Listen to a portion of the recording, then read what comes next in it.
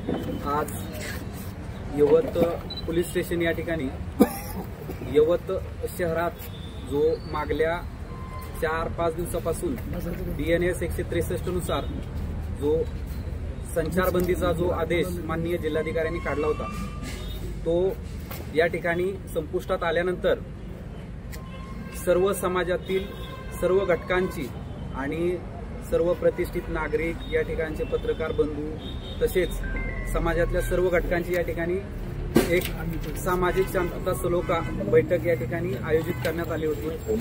त्या अनुषंगाने सर्व यवतमधील सर्व नागरिकांना या ठिकाणी शांततेचं आणि सलोख्याची एक आव्हान आम्ही पोलीस स्टेशन यवत या ठिकाणी केलेलं आहे। मला असं वाटतं की या ठिकाणी जे यवतमध्ये जी घटना घडलेली आहे त्याच्या अनुषंगाने 4 गुन्हे दाखल झालेले आहेत। एक गुन्हा हा त्या ठिकाणी चुकीच्या पद्धतीचा सोशल मीडियावरती मेसेज फिरवण्यावरती झालेला आहे। तर अशा पद्धतीचे गुन्हे जे दाखल झालेले आहेत त्या अनुषंगाने ही काही लोक या गावातून यापूर्वी निघून गेलेले आहेत। काही लोकांचा त्या ठिकाणी त्या व्हायलन्समध्ये सहभाग नव्हता, परंतु ते इकडे तिकडे फिरत होते, मॉबमध्ये होते। आम्ही सर्व त्याचा ॲनालिसिस केलेला आहे।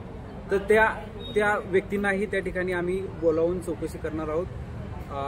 त्याचबरोबर या ठिकाणी ही परिस्थिती जी आहे ती आता बदलून पुन्हा यवत शहरातील जी पूर्ववत सिस्टम आहे ती पुन्हा सुरू करण्यासाठी आम्ही सर्व व्यापारी त्या ठिकाणी दुकानदार सर्व समाजातील घटकांना या ठिकाणी आम्ही प्रोत्साहन दिलेलं आहे।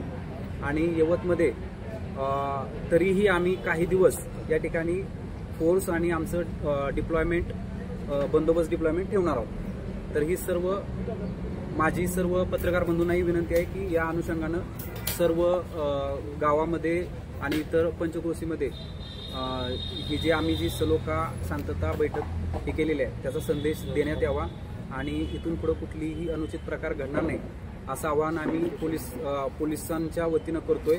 तसेच सोशल मीडियावरती कुणीही आक्षेपार्ह स्टेटस टाकणार नाही आणि समाजामधील शांती आणि सलोखा बाधित करणार नाही यासाठी या ठिकाणी आम्ही आवाहन करीत आहोत।